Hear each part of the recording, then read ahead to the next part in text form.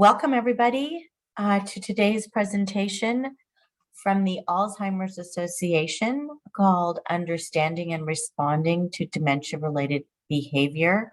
Thank you all for coming. And at this point, I'm going to turn the program over to Savannah. Hi, everyone. My name is Savannah Levine. I'm a Program and Education Manager for the Alzheimer's Association California Southland Chapter. We're very happy to be here today and to have Adventist Health Glendale as a strong partner of ours. Today, you will be listening to Understanding and Responding to Dementia-related Behavior. I hope you enjoy the presentation. We are going to have a formal Q&A at the end. You can put questions in the chat, but they will be addressed at the end, and you can unmute yourself at that time. I'm going to introduce our community educator for today, Ron Evans, and I'm going to let Ron take the floor. Thank you so much to Melissa and to Sarah and Ron. Thank you very much, Savannah and Melissa.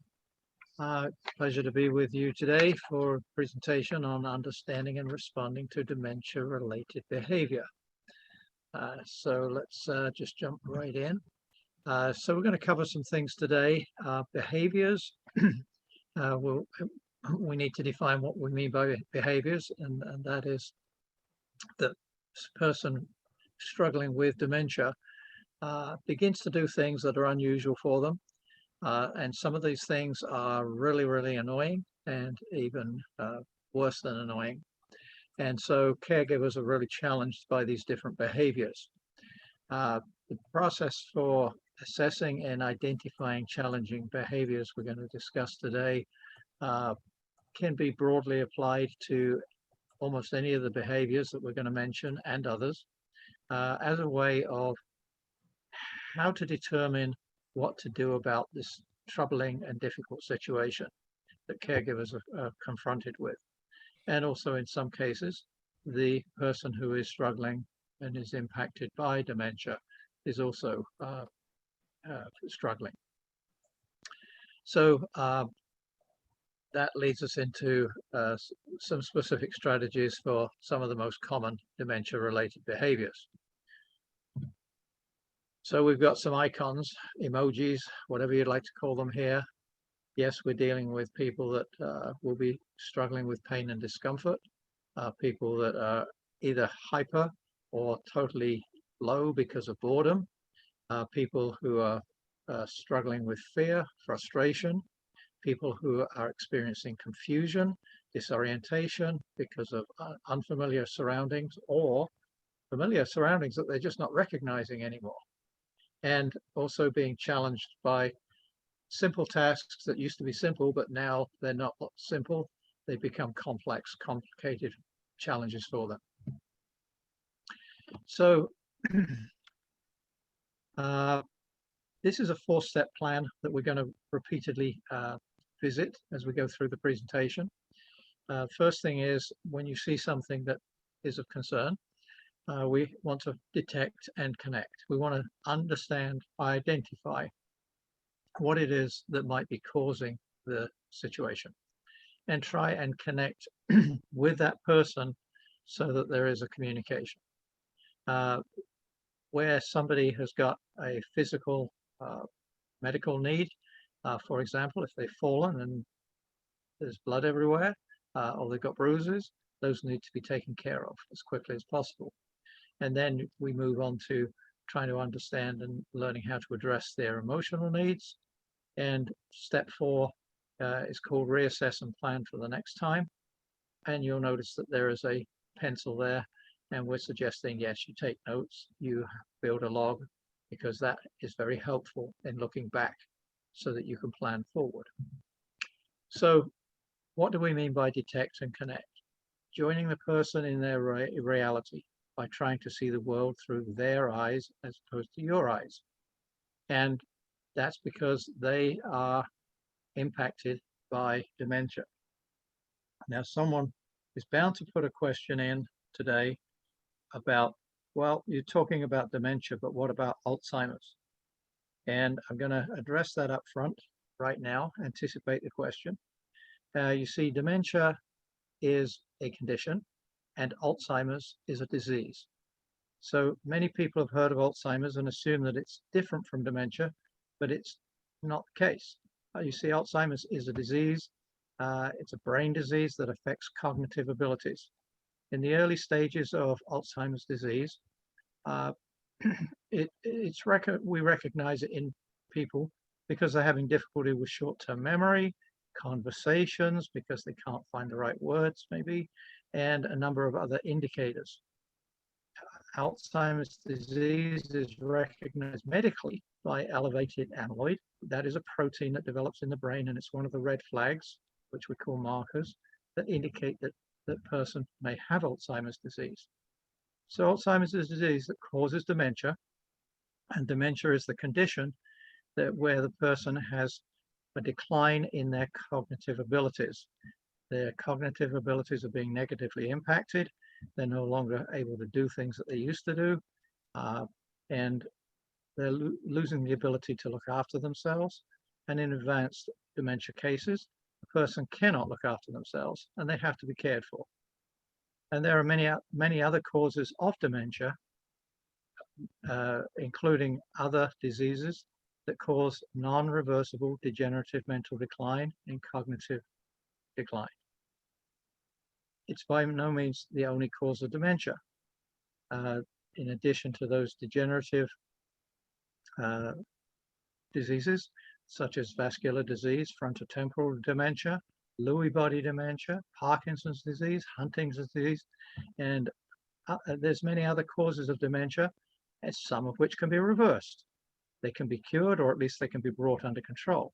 Symptoms such as thyroid gland problems, urinary tract infections, even medication side effects can all cause dementia-like symptoms. So when a person is showing signs of dementia, and that is a decline in any one or more of their cognitive abilities, it is necessary to seek medical help and to screen out everything else, all other possible causes, before pronouncing that a person has Alzheimer's disease. So with that in mind, we are going to be using the term dementia dominantly in this conversation rather than the term Alzheimer's.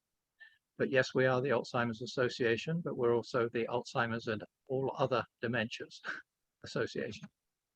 So the middle bullet here talks about context. Before you jump in, make assumptions, ask some questions, open questions that help you gather information. Who, what, where, when, how, and close questions that do involve a yes or no answer, such as, have you got pain? Might be a good question. And then, of course, you would be asking, if the answer is yes, where is the pain? What does it feel like? And so on. So next thing is to look at what were they doing, or what is the situation around them prior to the behavior taking place? What time of day is it taking place, for example? So on. And deal with this person gently, calmly, respectfully. So address the physical needs first. As I mentioned, if somebody has taken a fall because of loss of balance, then there may be medical issues that need to be taken care of. There's also more subtle things like, are they thirsty? Are they dehydrated? Are they hungry?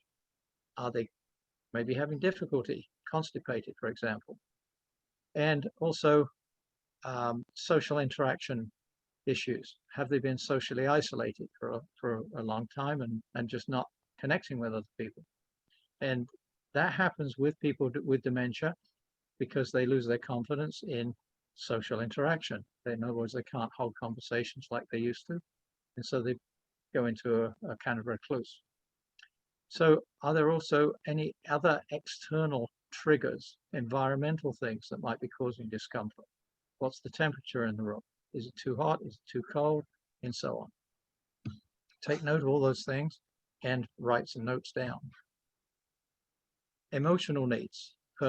People have feelings, and if you can connect with their feelings and understand their feelings, that's better than just looking at the basic facts.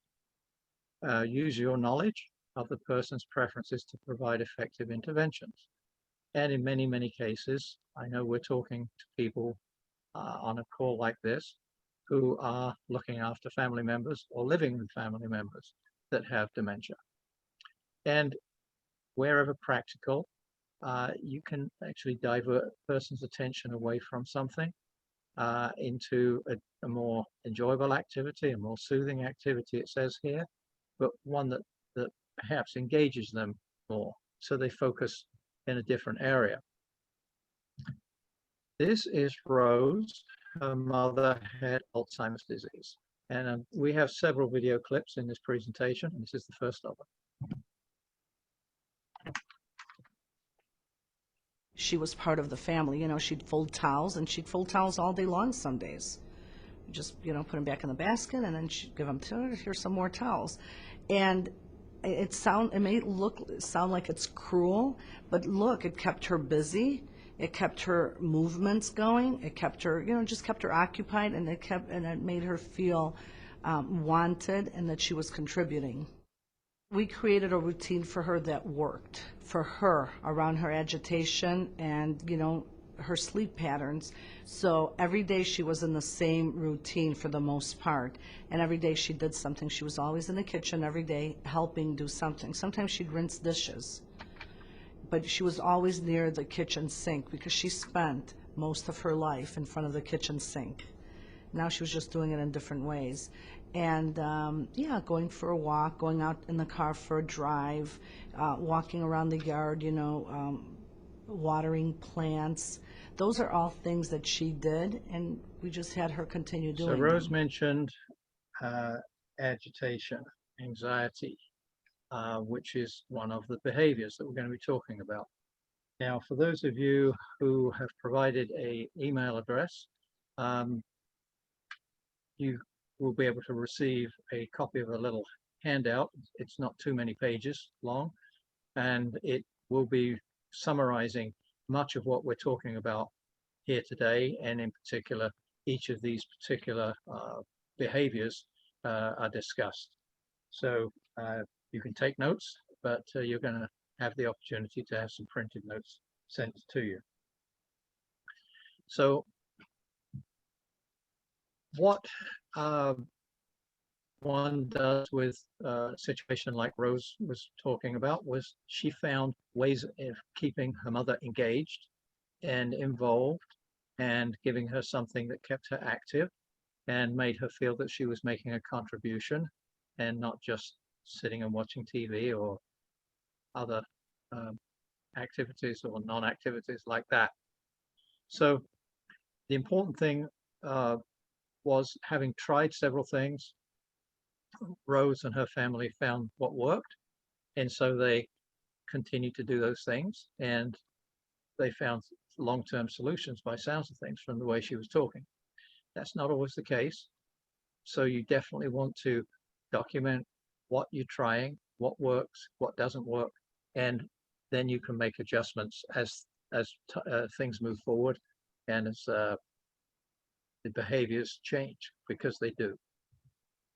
So you can apply this 4-step plan to just about any type of behavior, modify it as necessary, adjust it accordingly. Now, anxiety and agitation that was mentioned by Rose. Here's a lady who had a problem in terms of pacing backwards and forwards to the extent that her family couldn't even get her to sit down to have a meal. They literally just put sandwiches out for her, and she would grab a sandwich as she went past, but that was not so easy because she had some walking difficulties, was using a walking aid, and they couldn't understand what the issue was. But when they looked back into her with counseling and help, they looked back at what she did. She was a nurse pretty much all of her working life, always on her feet, always running from one thing to another, and that was what she continued to do with the dementia, causing her to not be able to let go of that habit. So her agitation, and by the way, she when she was found by the family to be falling a few times and having problems with her feet and so forth. They had to take some appropriate action there in terms of making sure that she had comfortable shoes and not worn out shoes, which apparently she was found wearing. So we have the name Anne associated with her. The family looked at the situation, tried to understand it. That's what we call detect and connect. Tried to connect with her, tried to get her input, took care of the physical needs, addressed the emotional needs, and I don't know if they kept a logbook or not, but we always recommend keep notes, new page every time, and always keep information about when did this occur, how long did it last, was it what time of the day, and so forth. We're going to move on now into confusion and suspicion. Not realizing and not recognizing, I should say, people that you haven't seen in a long time is something that challenges us all. But not recognizing your closest family members is a very common thing for people as they advance in their dementia. And that's a very distressing thing for the family. My older brother recently told me he doesn't think Mom recognizes him anymore.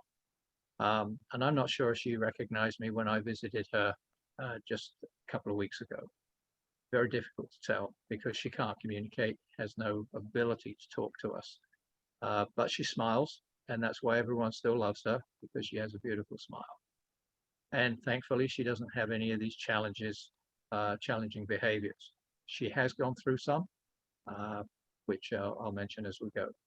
So a person can be confused by who is visiting them.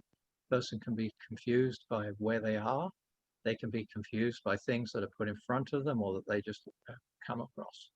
Now, as far as their personal things are concerned, they may misplace things. And rather than ask for simple help, or can somebody help me locate where I left my purse or my keys or whatever it might be, they immediately resort to accusing people of moving them, hiding them, or stealing them. And as it says on the slide, married couples have problems with people with dementia who maybe accuse the caregiver and their spouse of infidelity or something like along those lines. So confusion and suspicion, whatever the characteristics of the circumstances are, they need to be understood. We need to try and detect as best we can. So another area of suspicion, by the way, is that again, I'm going to refer to my own family a couple of times, is people with dementia become suspicious of others. They feel that they're spying on them, they're eavesdropping on them, and it's almost like they're hallucinating. And that's certainly something that is associated with people with dementia. So our subject person, Anne, is somebody who might have had the experience of being suspicious of family members or outside people that she didn't want to have around. And so people get pushed out, as it were.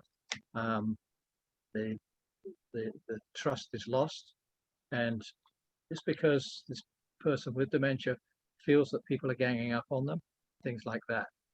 So as you explore what's going on with confusion and suspicion, especially the suspicion side, you almost need outside counseling sometimes to help you in understanding what really is going on and how to deal with it.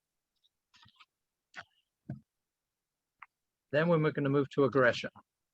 So in the handbook that you would get if you have it emailed to you, this gentleman is Bill, and he's husband, and he's just minding himself watching television, and his wife walks in and tells him sharply, "Hey, you're not the boss here." And Bill looks up but pretty much ignores that and just continues to watch TV. His wife steps closer to him. She raises her voice, says something like, "Hey, look, you can't tell me what to do." And he's really confused because he doesn't know what she's talking about. And so again, he doesn't respond. But then she balls up her fist and she just thumps him on the arm.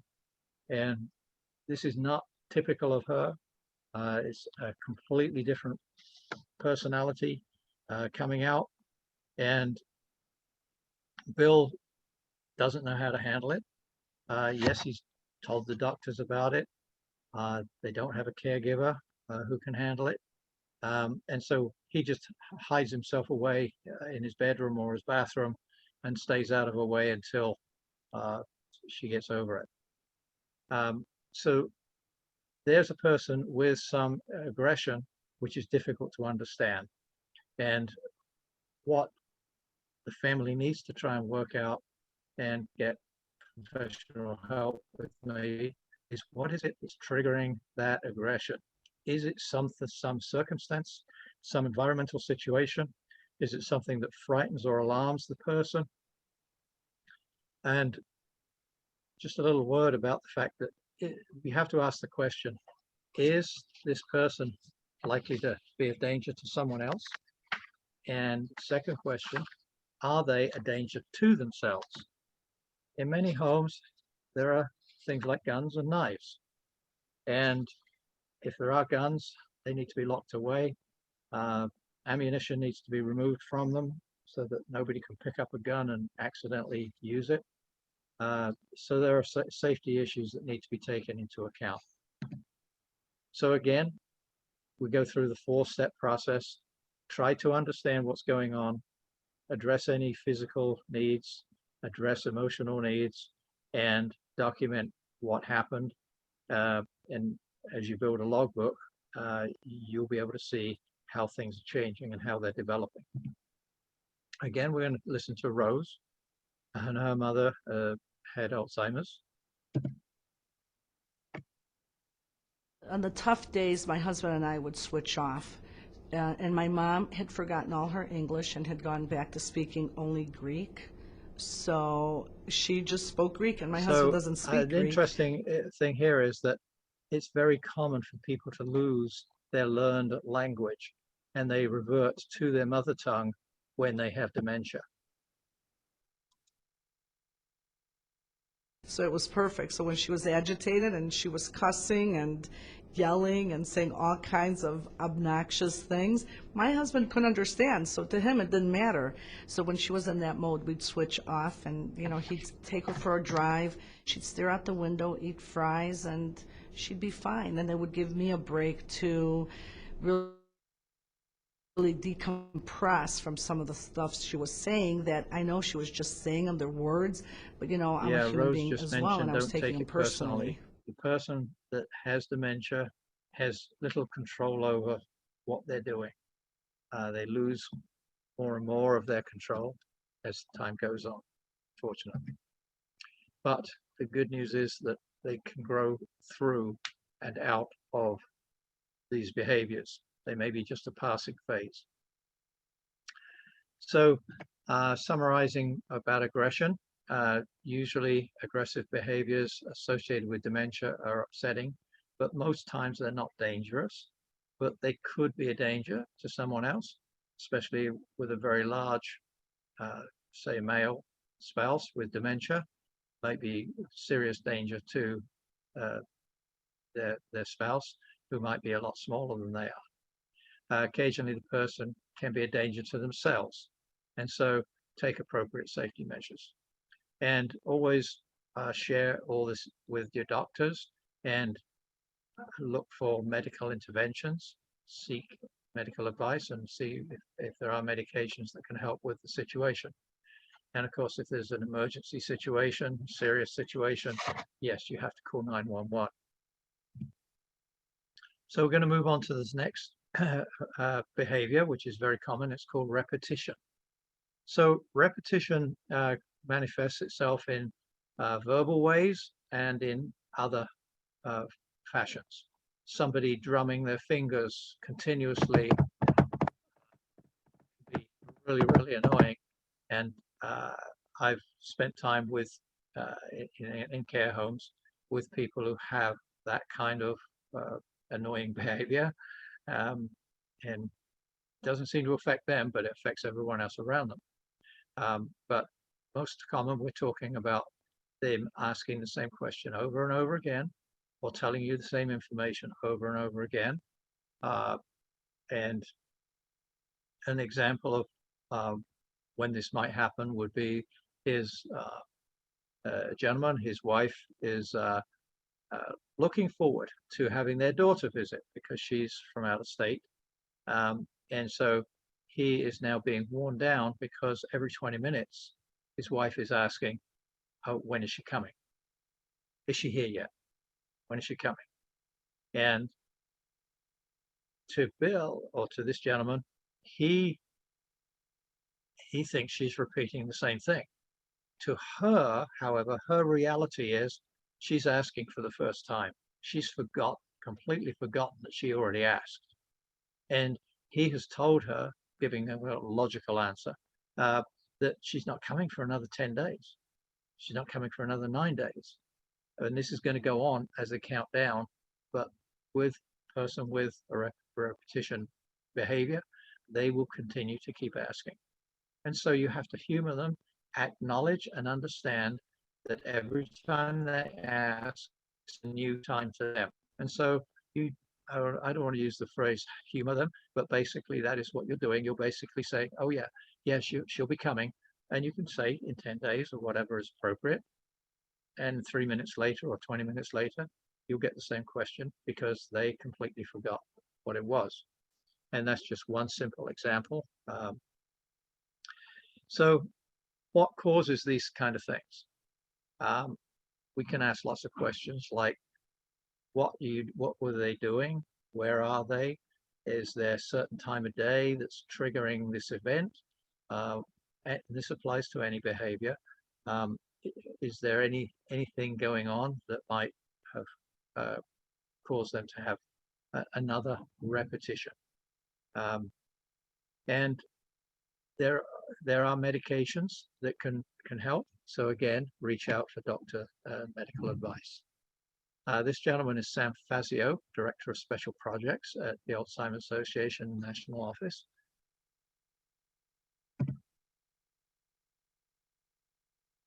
Repetition is really one of the most common and also frustrating behaviors for caregivers. It's important to really just take a minute, take a breath, and really think about how you could help that person with the answer that they're looking for. It really makes no sense to sort of bump heads with them and try to correct them or try to tell them to stop asking it because they really can't remember that they just asked you that a minute ago. So thinking about how you could provide an answer that's reassuring even though you might be doing it over and over and over again. So again, we're going to use our 4-step process of trying to get as much information. Some of it is speculation. Is there something that we can do, something we can identify, I should say, that might help us do something to minimize or even eliminate the person's need to keep repeating. Many behaviors, by the way, not referring specifically to repetition here, but many behaviors are the result of a person having physical discomfort. Could be caused by infection, could be caused by other situations like dehydration, constipation, and so forth. And a lot of cases, I should say, not a lot of the time, but a lot of cases get reported where it's medication side effects, medication interactions that have not been recognized. And that's because elderly people go to multiple specialists, multiple doctors, get multiple prescriptions from multiple places. And the only way you can really assure that there are no contraindications between the medications is every time a person is given a new prescription for a new medication, is to take a list or even the actual medications that they currently take to the pharmacist and ask, is it okay to start taking this? That's the prescription I was given, or they were given. And is there anything here that might be a medical interaction which is not positive? Now we're going to talk about wandering. And more than half of people who have dementia will wander at some point. And it can happen in the early stage, it can happen in middle stage, and it can even happen in a later stage if they are still mobile. In my own family's case, my mother twice that I know of, reported by my brother, wandered. First time she was about a quarter of a mile away from the house when she was found. She was on the main street in the community that they live in. And thankfully, a couple of people were kind enough to stop her from stepping into the traffic. They were talking to her, not sure what to do about it, when my brother arrived, and he had literally just followed a logical trail and was lucky enough to locate her fairly quickly. And after thanking those kind people, he just walked her back home. On a later event, she went looking for a friend of hers. She walked down the street, only 3 doors, knocked on the door, and the people behind the door in the house opened it up. They didn't know who she was. They didn't know who she was asking for. She said, is Jill here? And Jill hadn't lived there for 25 or 30 years at that point. And that's a fairly common thing to hear reported about people wandering, and so on. This is Beverly, and I'm going to have her share her story. Later in this journey, and I call it a journey, he decided that he was going home to his wife. And one New Year's Eve, he looked out the window and there was a house down the street that had all the lights on, and he decided that that was his house. And it must have been, I'd say, at least 2 below zero. And he was going to leave. I had a double lock on the door, but I had left the key in, and he decided he was leaving. And I said, well, Amos, I'm your wife. No, you're not. My wife is waiting for me. And he would laugh when I said that I was his wife. So he got up, and I said, Amos, I'm going to call the police if you walk out the door. And Amos, in his usual manner, said, you do what you have to do. And he walked out the door. Well, he walked out in his house shoes 2 blocks down the street, and I got in the car and drove around. It just so happened that it was a neighbor's mother, and she knew what was happening, and she talked to him, and we got him back in the car and drove him home. So it's very helpful to have people like Beverly and Rose and others share their personal stories in these presentations. So we are now going to move away from wandering